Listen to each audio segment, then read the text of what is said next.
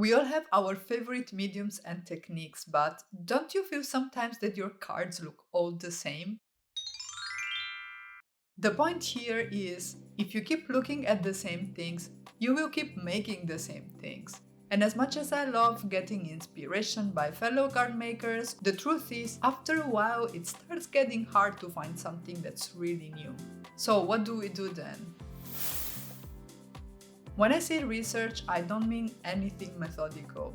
It's just about branching out the card making and paper crafting niche and find new artists and designers to follow. And really, inspiration can come from anywhere: quilting, illustration, even graphics design. The card that I'm going to share with you today is something I wouldn't have come up with if I hadn't looked outside the card making niche. And the culprit is a gorgeous acrylic pouring piece that I stumbled upon during one of my YouTube binging sessions. But how do we turn that into a card?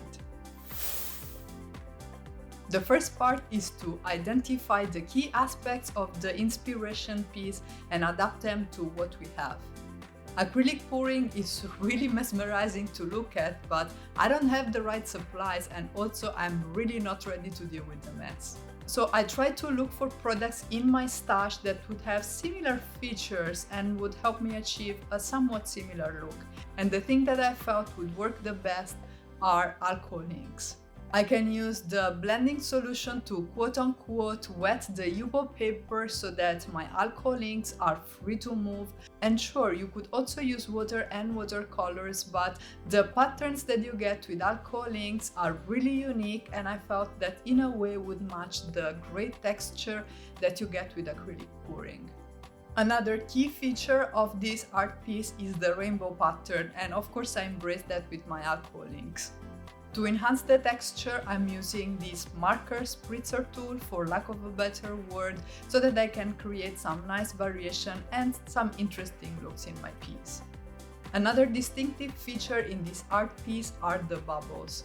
Rather than drawing them myself like the artist did, I'm going to use my Lawn Fawn stamps, and because I'm stamping on alcohol inks, I'm going to use my archival ink in Black Soot to do my stamping. For the shading inside the bubbles, I used acrylic paints like the artist did. And this is so that you add a little bit of dimension inside the bubbles and also a little bit of a drop shadow so that they stand out against the background. This is an opportunity to add your own touch. Look at the supplies you're using and think about what's cool about them.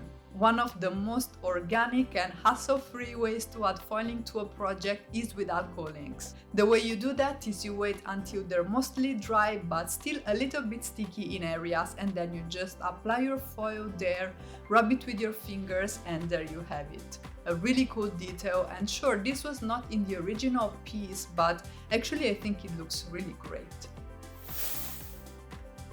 Don't forget that this is an experiment, so don't be afraid to try things out and don't be afraid to mess it up. This is how we learn. One of the mistakes that I made here, for example, was to add the foil when the archival ink was still a little bit wet, and this way I transferred some of that foil to the outline of the bubbles.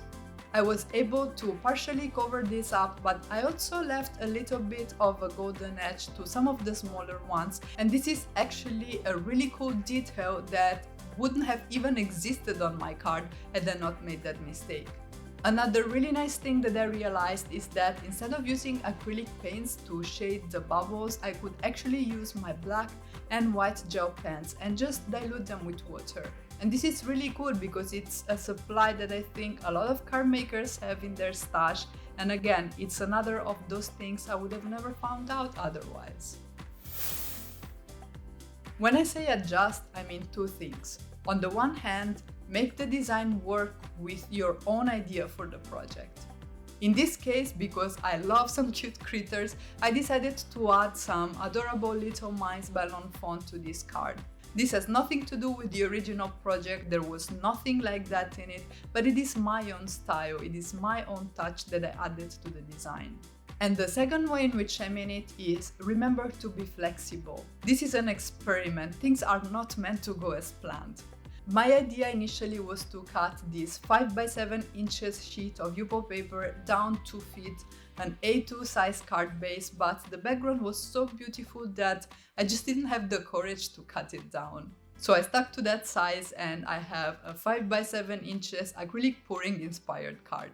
For more card making ideas, you should definitely check out this video right here. If you feel that your pattern paper is taking over your life, that's definitely the video to watch.